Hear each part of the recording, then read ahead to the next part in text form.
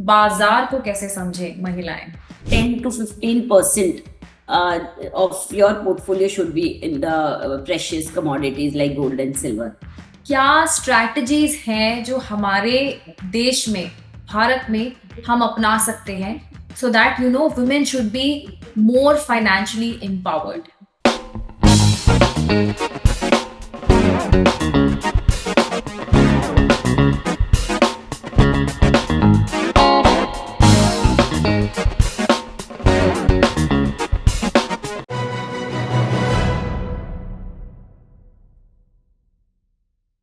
Hello to all the viewers of oh my finance. I am your financial friend Charu Garg. आज अनोखा एक episode, females के लिए financial planning कितना जरूरी है, आज इस पर बात करेंगे। Yet another episode of Finomics only on O my finance.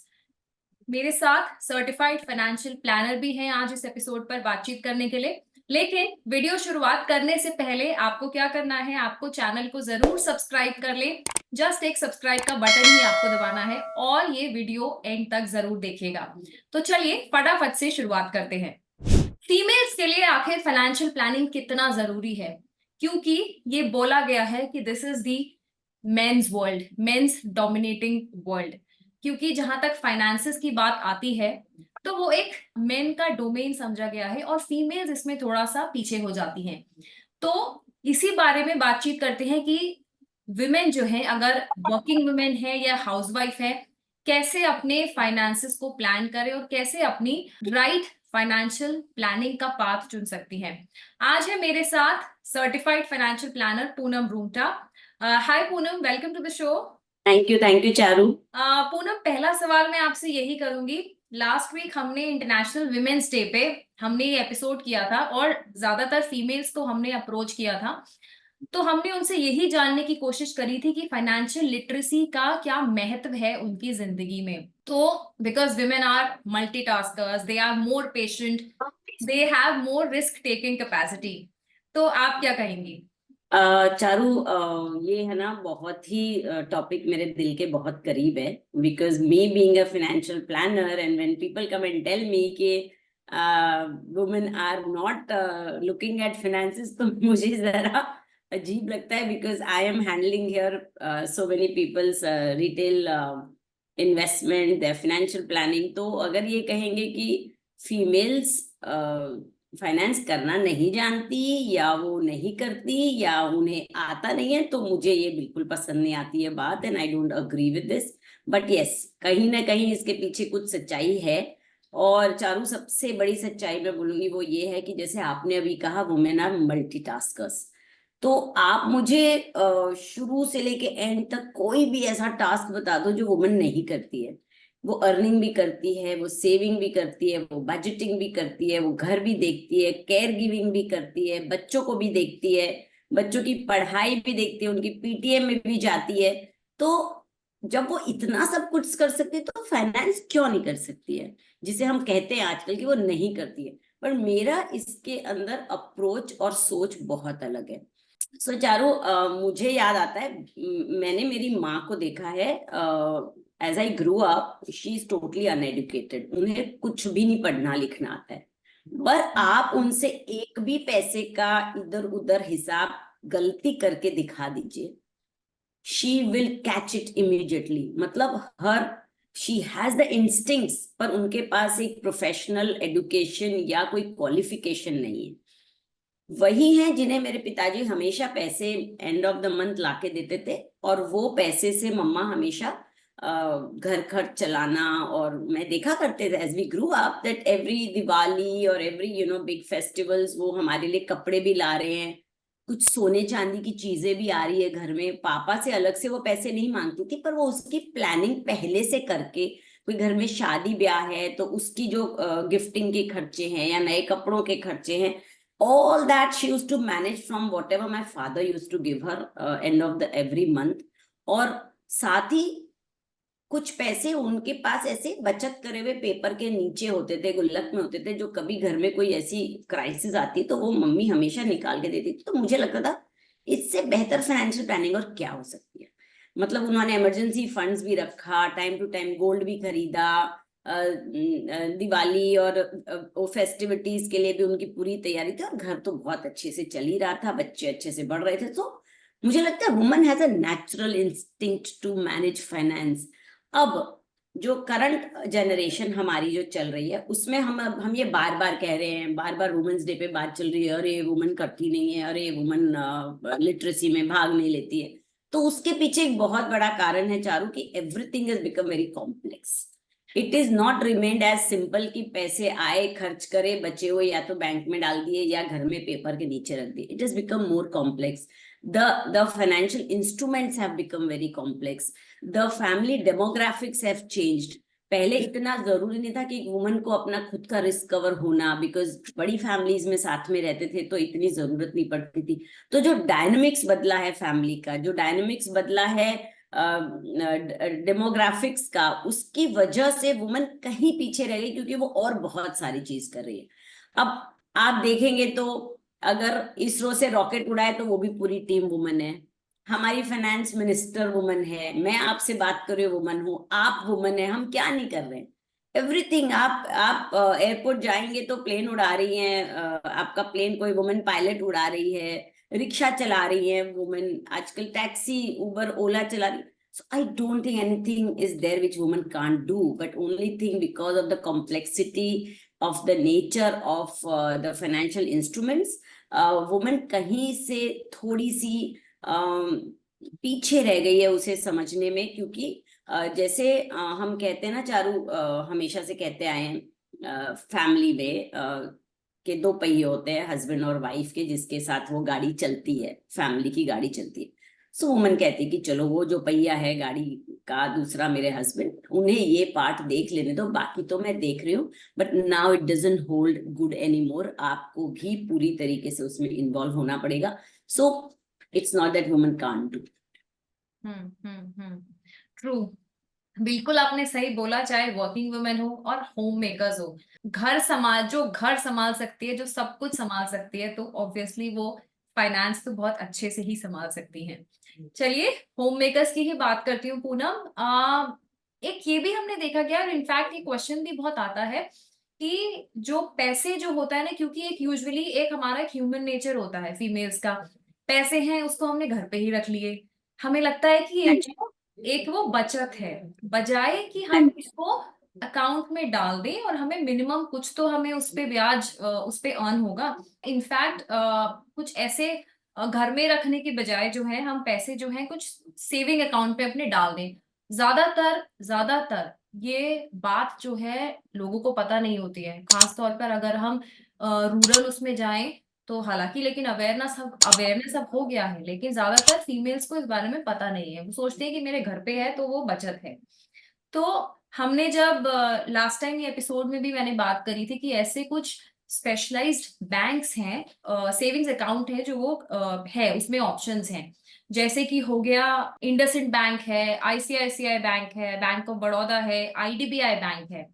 तो व्हाट्स योर व्यू? हाँ, आपने ये बिल्कुल सही कहा कि women feels के especially in the rural areas it doesn't hold a good in the urban anymore and not for working ladies, but हाँ अभी भी जो रूरल एरियाज में ऐसा सोचते हैं कि जो बच गया मेरे पास है वो मेरा है, अगर मैं बैंक में दे दिया तो वो मेरा नहीं।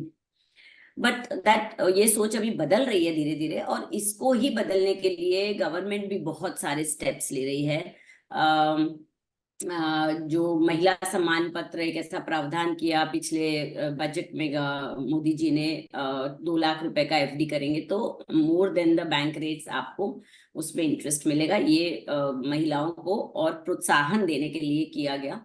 और सबसे पहले मुझे लगता है इसमें ये समझाना होगा कि इन्फ्लेशन किस तरह इसमें वर्क करता है। अगर आप पैसे को घर में रखते हैं किसी फ्यूचर नीड के लिए, अब सेविंग्स तो इसीलिए होती है कि आप वो खर्च को आज ना करके डिफर करें, कुछ साल के बाद करें, ताकि जरूरत पड़ने पर वो चीज आप तब खरीद पाए जिसको अब नहीं खरीद रहे हैं। तो इसके लिए इन्फ्लेशन का एक एजुकेशन देना जरूरी है कि जो चीज आज 100 रुपए में है उसके लिए हमने आज 100 रुपए बचाए हैं, और अगले साल मैं वही चीज खरीदने जब वो 100 रुपए लेके बाजार में जाती हूँ तो पता चलता है वो चीज हो गई 110 रुपए की। तो मैं वो चीज न आज खरीदी न मैं कल खरीद पाऊंगी। तो मुझे करना ये होगा कि मैं पैसे को इस तरह बचत करूं कि वो इन्फ्लेशन जितना उसके अंदर रिटर्न आए, ताकि जब मैं उस 100 रुपए को ऐसी जगह बचत करूं कि वो अगले साल 110 नहीं 111 हो जाए, ताकि मैं उसको जब लेने जाऊं तो उसकी कीमत 110 है और मैं 110 में लेके 1 रुपया बचा के घर आऊं। तो इन्वेस्टमेंट क्यों करना जरूरी है, पैसा किस तरह डेप्रिशिएट होता है घर में अगर उसे आपने सही तरीके से निवेश नहीं किया, वो समझाएंगे तो आई डोंट थिंक कि वुमेन उसमें भी पीछे रहेंगी। क्योंकि इस तरह की जो आप आज इन्फ्लेशन की बात करते हैं, डेप्रिसिएशन की बात करते हैं, जो भी पैसे को बढ़ाने के लिए हमें इक्विटी करना है या डेट करना है, सेफ रहना है, एसेट एलोकेशन करना है, ये कॉम्प्लेक्सिटीज वुमेन इसलिए नहीं पढ़ना चाहती है क्योंकि उसके पास आगे ही बहुत बहुत सारे और भी काम रहते हैं, तो इसलिए वो इसमें अपना समय नहीं लगाती। बट अगर उन्हें समझाया जाए तो इसमें भी वो पीछे नहीं रहेंगी। और रूरल में बैंक अकाउंट खोलने के लिए जन धन योजना जो मोदी जी ने शुरू की थी, उससे काफी बैंक अकाउंट्स खुले। क्योंकि हमारे यहाँ अभी यूनिफॉर्मिटी आ गई, अगर आपको कोई भी निवेश करना हो तो आपके पास पैन कार्ड, आधार कार्ड और एक बैंक अकाउंट होना कंपलसरी है। तो इन चीजों को इन लाइन लाने के लिए, यूनिफॉर्मिटी लाने के लिए सबसे पहले रूरल में या अर्बन में अगर कोई भी महिला निवेश नहीं करती या करना चाहती है तो उसे सबसे पहले अपने डॉक्यूमेंटेशन को संभालना होगा कि वेदर उनके पास उनके और साथ होने के साथ साथ चारू ये भी देखना होगा कि सब कुछ उस डॉक्यूमेंट में सही है कि नहीं। हमने बहुत मर्तबा ऐसा देखा है कि आपके नाम की स्पेलिंग में कुछ मिस्टेक होती है, आपकी डेट ऑफ बर्थ में मिस्टेक होती है, जिसकी वजह से भी आप निवेश नहीं कर पाते। तो it is very important to have all the documents in place for the startup of any investment. चलिए पूनम, सेविंग्स अकाउंट की बात हो गई, एफडी की बात हो गई, जो बहुत ही, चलिए वो फिर भी समझ में आता है, लेकिन बाजार को कैसे समझे महिलाएं, तो ये भी बहुत बड़ी बात है। क्योंकि जो है मार्केट में इंटरेस्ट है, इक्विटी समझ नहीं आता है, उसको कैसे समझें। और अभी जो करंट जो अभी सिचुएशन चल रहा है, क्योंकि बीते 2 दिन में देखें, अगर मैं मिड कैप और स्मॉल कैप फंड्स की बात करूं तो जितना ह्यूज सेल ऑफ अभी देखने को मिला है, तो एक क्या अप्रोच होनी चाहिए कि वो किस अप्रोच से बाजार में पैसा लगाएं। चारों इसका मैं बहुत ही सिंपल वन लाइन आंसर दूंगी कि जो चीज हमें नहीं आती और हमें नहीं समझ आती मगर फिर भी करनी है तो आप किसी प्रोफेशनल की हेल्प लें।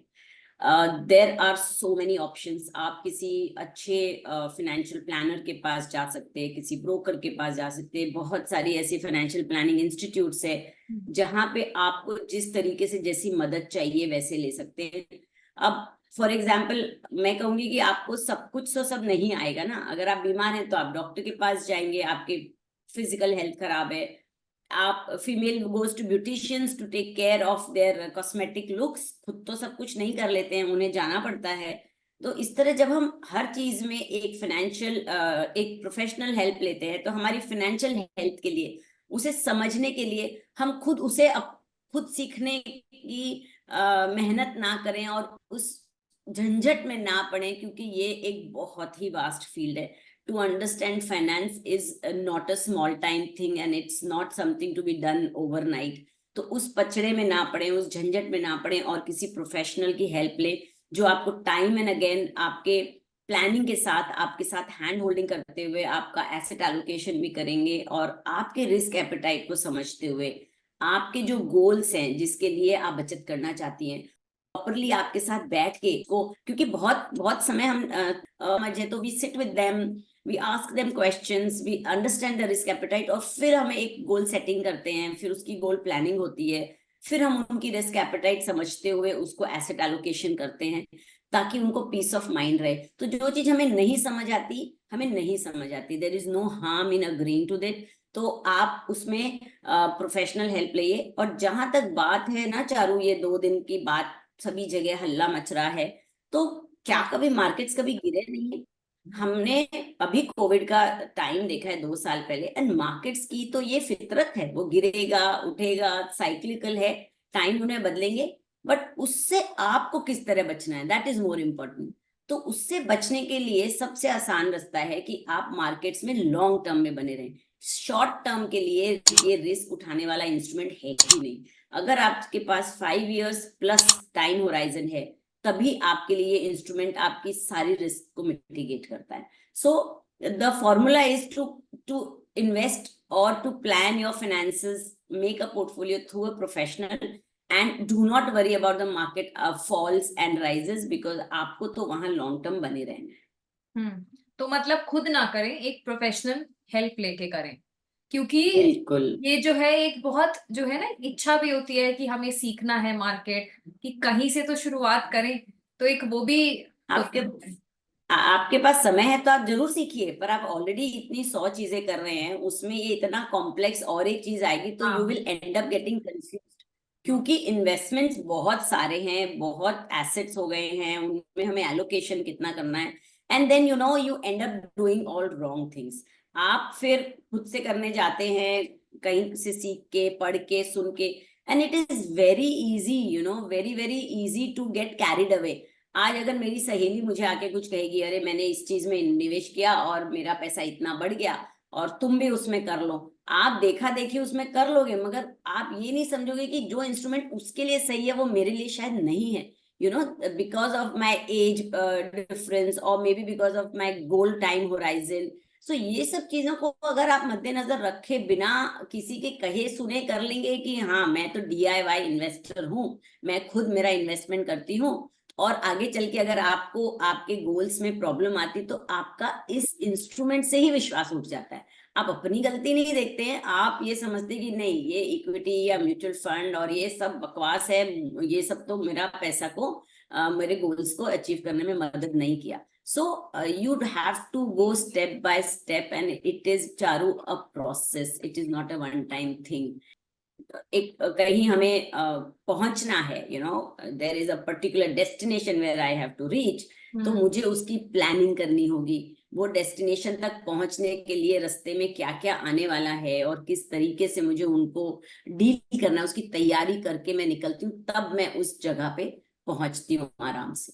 सो there are small small things, but this small things create a big mess to your financial plan. तो आप बिल्कुल देरी ना करें इस बात में कि हम सोचेंगे, हम कर रहे हैं, हम देख के सोचेंगे, बिकॉज हमने एक कैलकुलेशन किया था, चारू, अगर 1 महीना भी SIP आप लेट करते हैं ना, it has a big impact on your compounding factor. Yes. So take a professional help, don't hesitate, and don't hesitate in about paying a fees to the professional and taking the advice।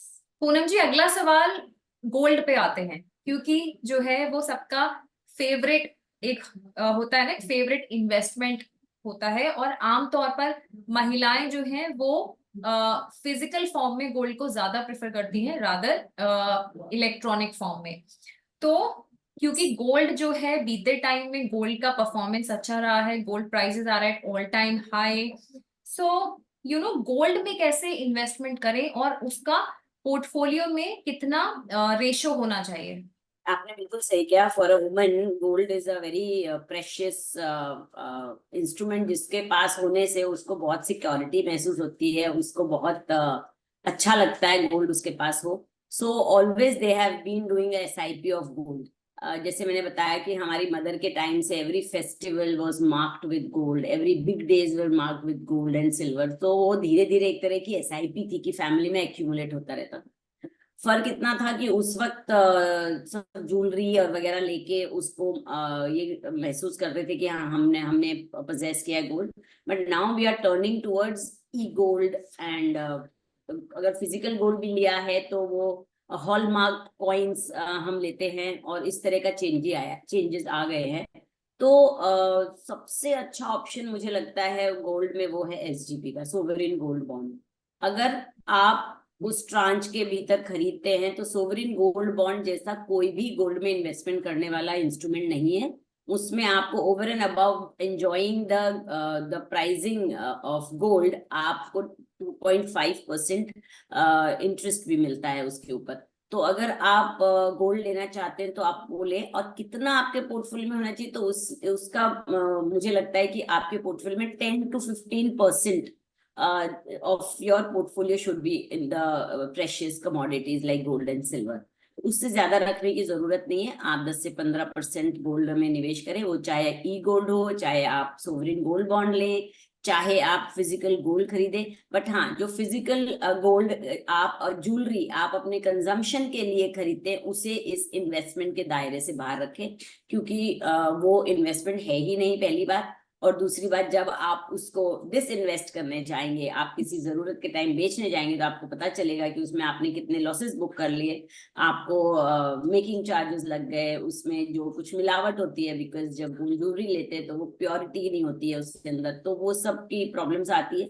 तो don't consider any gold bought for your personal consumption as an investment. बाकी आपको अगर physical gold से तसल्ली मिलती है, आप physical ले लें, क्योंकि उसको अगर स्टोरेज की प्रॉब्लम नहीं है, आप कंफर्टेबल हैं, तो आप वो ले सकते हैं। अदरवाइज बहुत सारे हमारे पास पेपर गोल्ड के ऑप्शंस हैं जिन्हें आपको एक्सप्लोर करना चाहिए।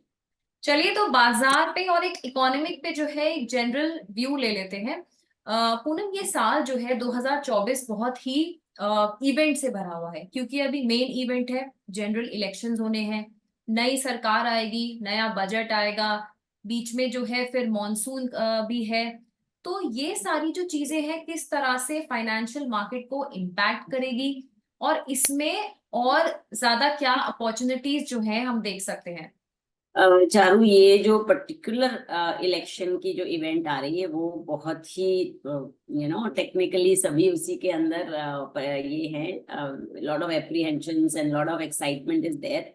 तो ऐसी जब सिचुएशन होती है, क्योंकि इलेक्शन तो आते ही रहते हैं, हर हर 5 साल में इलेक्शन आते हैं, हर साल कुछ ना कुछ मैक्रो इकोनॉमिक्स चेंज होते हैं, ग्लोबल मेल्टडाउन्स होते हैं, ग्लोबली कितना कुछ चल रहा है। अभी यूएस इन्फ्लेशन की इतनी बात चल रही है कि इन्फ्लेशन कंट्रोल नहीं हुई है, इंटरेस्ट रेट वहां हाई है, तो फॉरेन इन्वेस्टर्स बाहर इन्वेस्ट कर रहे हैं। इस तरह के ग्लोबल सिचुएशंस भी होती हैं, वॉर सिचुएशंस चल रही हैं। वैसे इंडिया में बहुत सारी, अभी हम वेट कर रहे हैं कि कब इलेक्शन का क्या नतीजा निकलेगा। तो मुझे लगता है ऐसे सिचुएशंस के लिए हमें 50-50 तैयार रहना चाहिए। हमें ऐसा भी नहीं सिचुएशन करनी चाहिए कि हम पूरा इक्विटी मार्केट से एग्जिट करके बैठ जाएं और पता चले कि we lost the opportunity to gain from the markets. या हमें ये भी होना चाहिए कि हमें अगर बाइंग अपॉर्चुनिटी मिलती है, अगर मार्केट बहुत फॉल करते हैं आफ्टर इलेक्शन, तो हमारे पास कैश भी ना हो टू एंटर द मार्केट, क्योंकि मार्केट तो आज अगर गिरा है तो कल बढ़ेगा, ये तो फॉर श्योर है ही। हाँ। मगर आपको दोनों सिचुएशन में अगर बने रहना है, तो आपको थोड़ा बहुत कैश पे रहना चाहिए, ऐसा मुझे लगता है। एंड बाकी इन्वेस्टमेंट से तो बिल्कुल नहीं निकलना चाहिए, बिकॉज हमने जिस गोल के लिए, जिस मोटिव के लिए इन्वेस्टमेंट की प्लानिंग की थी, जिसके लिए पोर्टफोलियो डिजाइन किया है, उसमें ये सारी ही चीजें हमने इनकलकेट की हैं। हमने ये सब ध्यान में रखते हुए कि मेरे सफर में, मेरे फाइनेंस के सफर में ये उतार चढ़ाव आएंगे, तो वो फैक्टर इन ऑलरेडी हम करते हैं before planning a clients portfolio. पर अगर चारू किसी का गोल बहुत पास में है, यानी एक ही साल दूर कोई गोल है, कोई रिटायर हो रहा है, तो ऐसे सिचुएशन में उन्हें जरूर अपने पोर्टफोलियो में से डेट की तरफ झुकाव करना चाहिए, because we don't want at any time कि आपने जो प्रॉफिट्स बनाए हैं वो कहीं खत्म हो जाएं। तो वो सिचुएशंस को डील करने के लिए आपको थोड़ा केयरफुली इसमें मैन्यूवर करना चाहिए। पूनम, डेट फंड्स के बारे में आप क्या कहेंगी? क्योंकि जो है ये एक बिलीफ था कि इस साल जो है रेट कट होगा पॉसिबली, बट अभी जो है वो थोड़ा सा मामला जो है गड़बड़ा रहा है। पता नहीं होगा कब होगा, आरबीआई के एंड से क्या डिसीजन आएगा। तो जो एक अप्रोच जो है डेट फंड्स के प्रति या एफडीज के प्रति, तो उसके बारे में आपका क्या कहना है? देखिए चारों, डेट मार्केट जो है वो भी इक्विटी की तरह इक्वली वोलेटाइल है, उधर भी बहुत उतार चढ़ाव होते हैं। पिछले साल से हम, आपने सही कहा, वेट कर रहे हैं कि इंटरेस्ट रेट पीक आउट हो चुके हैं, अब इंटरेस्ट रेट गिरेंगे और बॉन्ड मार्केट बहुत फास्ट तेजी से चलेगा। Everybody is waiting for that. इसके लिए इसमें इन्वेस्टमेंट्स भी काफी आ रहे हैं, पर आज नहीं तो कल वो होगा। इंटरेस्ट रेट्स तो गिरेंगी नीचे और आपकी बॉन्ड मार्केट में हलचल मचेगी। बट अभी भी आप देखेंगे तो जो भी डेट इन्वेस्टमेंट्स है, उनके इंटरेस्ट आपके एफडी से बेटर ही है, नहीं है। So it's not that debt markets are doing bad right now as compare to FDs. Debt markets are doing आपके बिकॉज बैंक में अच्छे रिटर्न मिल रहे हैं आपको। हाँ तो जो भी तरीके से आप निवेश कर रहे हैं मार्केट में, उसमें निवेश कम है ऐसी बात नहीं है, और निवेश में आप नुकसान कर रहे हैं वैसा भी नहीं है। पर हाँ, अगर रेट कट आती है तो आपका जो इन्वेस्टमेंट है डेट में, उसको बहुत अच्छा रिटर्न मिलेगा, बट उसमें आपको एग्जिट कब लेना वो भी पता होना चाहिए। So everything has to be professionally managed. Poonam, show खत्म करने से पहले दो सवाल आपसे और पूछूंगी। एक सवाल तो ये कि हर एक का सपना होता है कि अपने बच्चे को जो है बाहर स्टडीज के लिए अब्रॉड भेजना है। ऑब्वियसली हर कोई चाहता है फर्दर स्टडीज के लिए उनका बच्चा जाए। तो considering the cost, rising inflation, उस हिसाब से आपको कॉर्पस जो है अपना बिल्ड करना पड़ेगा कि आपके पास इतना जी अमाउंट जो है वो हाल फिलहाल होना चाहिए, तभी आप जाके उस चीज जी। को प्लान कर सकते हैं। तो like how much corpus one should have, और उसको कैसे प्लान करें? चारू, इसका आंसर वन लाइन में बिल्कुल नहीं दिया जा सकता, और ना ही इसका एक स्पेसिफिक आंसर हो सकता है कि जी आप इतने रुपए रख लीजिए और आपका बच्चे की, आपकी बाहर की पढ़ाई हम गारंटी लेते हैं कि आराम से हो जाएगी। Because there are so many factors. बच्चे की उम्र आज कितनी है, वो कितने साल बाद जाना चाहता है, वो कौन से कंट्री को देख रहा है, वो कौन से कोर्स को देख रहा है, और उसके जाने के जो बच्चे की खुद की कैपेबिलिटीज कितनी है। क्योंकि if child is extremely intelligent और उसकी जीआरई और जो भी एंट्रेंस एग्जाम में मार्क्स अच्छे आते हैं तो उन्हें बहुत डिस्काउंट्स मिलते हैं। और उसके बाद आप कौन सी कंट्री में किस तरह की कॉलेज में जा रहे हैं, अगर आईवी लीग में जा रहे हैं तो उसका कॉस्ट अलग होगा। So it can't be randomly decided कि इतना पैसा करें। बस हाँ, एक कॉर्पस बनाते जाएं साइड बाय साइड, बिकॉज हमारी कंट्री में बहुत अच्छा एक रास्ता है बच्चों को बाहर भेजने का, वो है एजुकेशन लोन लेके बाहर भेजिए।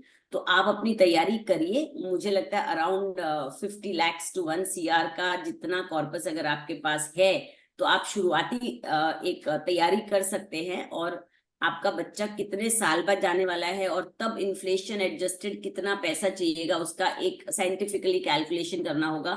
और आप एजुकेशन लोन पे बिल्कुल आंख बंद करके रिलाय कर सकते हैं, और उससे आपके बच्चे को आप बाहर बहुत आराम से भेज सकते हैं। जी बिल्कुल। पूनम, आखिरी सवाल आज इस पॉडकास्ट पर। फाइनेंशियल लिटरेसी की हमने बात करी, फाइनेंशियल एजुकेशन की भी हमने बात कर ली। क्या स्ट्रैटेजीज हैं जो हमारे देश में, भारत में हम अपना सकते हैं so that women should be more financially empowered? के लिए सबसे शुरुआती यही करना है चारू, जैसे हमने पहले भी बात करी कि उन्हें एटलीस्ट घर में क्या हो रहा है, कहाँ निवेश कर रहे हैं, उसके बारे में पता हो। सबसे पहले तो आप पता करिए कि आपके फैमिली इन्वेस्टमेंट्स कहाँ हैं, कितने हैं, क्या एसेट एलोकेशन है। थोड़ी सी होमवर्क करें, और वो जब आप कर लें तो वो सब लेके सबसे बेस्ट स्ट्रैटेजी, जैसे मैंने पहले बताया, आप किसी प्रोफेशनल के पास जाएं। सो द आइडिया इज कि आपके एग्जिस्टिंग इन्वेस्टमेंट्स कितने हैं, आपकी हेल्थ इन्वेस्टमेंट मतलब हेल्थ मेडिक्लेम का जो अपन हेल्थ केयर के लिए प्लान्स लेते हैं वो कितने हैं, are you appropriately covered by health insurance और नॉट। कि आप कमाती हैं और घर में आप जो भी योगदान देती हैं वो आगे हमेशा आपकी फैमिली को मिलते रहे, उसका भी प्रावधान करने के लिए आपके पास हेल्थ इंश्योरेंस होनी चाहिए। साथ में वुमेन को ये भी समझना है चारू कि उनकी जो नीड्स है, फाइनेंशियल नीड्स है, वो मेन से काफी अलग है कई दायरे में। तो वो देखे, क्योंकि वुमेन की लॉन्जिटिविटी बड़ी होती है, वो मर्दों से ज्यादा, मेल काउंटर से ज्यादा उनकी लाइफ होती है। साथ में वुमेन रिलेटेड जो हेल्थ इश्यूज होते हैं वो अलग होते हैं, और इमोशनली और सेंटिमेंटल वाइज भी women is less risk taker, वो थोड़ी कंजर्वेटिव इन्वेस्टर होती है। तो ये सब ध्यान में रखते हुए वो डेटा गैदर करें, ये सबसे पहली स्ट्रैटेजी का पहला पार्ट होगा। और उसके बाद एज अ फैमिली आप किसी प्रोफेशनल से मिलके अपने एसेट एलोकेशन को बहुत ध्यान से देखें कि वो आपको पूरा कंफर्ट दे रहा है कि नहीं, और आपकी एज और आपकी प्रोफाइल के साथ मैच करता हुआ आपका पोर्टफोलियो है कि नहीं। बिकॉज यहाँ हमारे कंट्री में हम बहुत रैंडमली इन्वेस्टमेंट्स होते हैं। चलिए पूनम, बहुत बहुत शुक्रिया आज इस पूरी बातचीत पर, और फाइनेंशियल लिटरेसी, फाइनेंशियल एम्पावरमेंट को हमने जाना। बहुत बहुत शुक्रिया आपका। Thank you, my pleasure. तो आज इस एपिसोड में इतना ही। आपको पसंद आए तो प्लीज इसको लाइक कर दीजिएगा, और चैनल को जरूर सब्सक्राइब कर लीजिएगा। Till then take care, bye bye.